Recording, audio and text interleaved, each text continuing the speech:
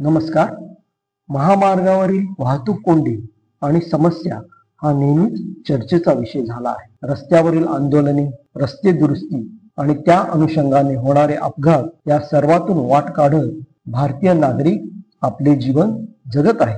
पण वाहतूक कोंडी आणि गमवावे लागणारे प्राण ही महाभयंकर समस्या आहे आणि या समस्येवर उपाययोजना सुद्धा आहेत. एअर ॲम्ब्युलन्स हा त्यावर असलेला प्रभावी तोडगा मानला जातो. अर्थात ही सेवा दुर्गम भागात पोहोचण्यासाठी आणि तात्काळ मदतीचा असा खर्चिक मार्ग आहे.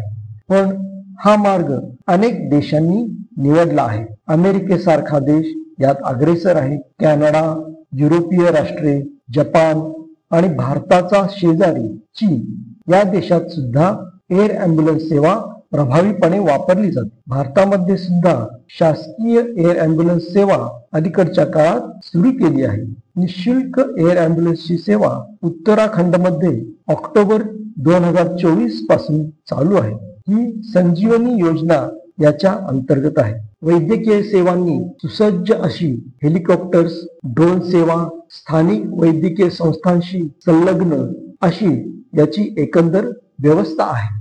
मध्य प्रदेशात सुद्धा मे 2024 पासून एअर ॲम्ब्युलन्स सेवा उपलब्ध आहे.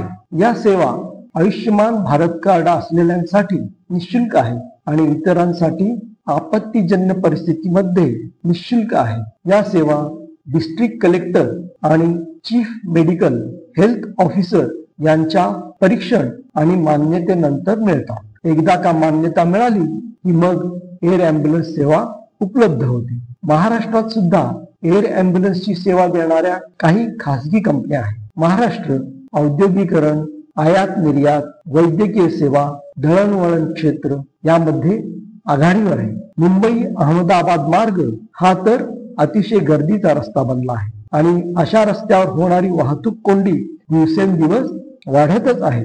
महामार्गावरील अपघातांसाठी सरकारी ॲम्ब्युलन्स, वैद्यकीय सेवा उपलब्ध आहेतच, पण वाहतूक कोंडीमुळे रुग्णाचे प्राण जाऊ नये यासाठी अजूनही जास्त प्रयत्न झाले पाहिजे. शासकीय निशुल्क एअर ॲम्ब्युलन्सची सेवा महाराष्ट्रासाठी आणि मुंबई सारख्या प्रगत विमान सेवा पुरवणाऱ्या शहराला तशी फार अवघड गोष्ट नाही.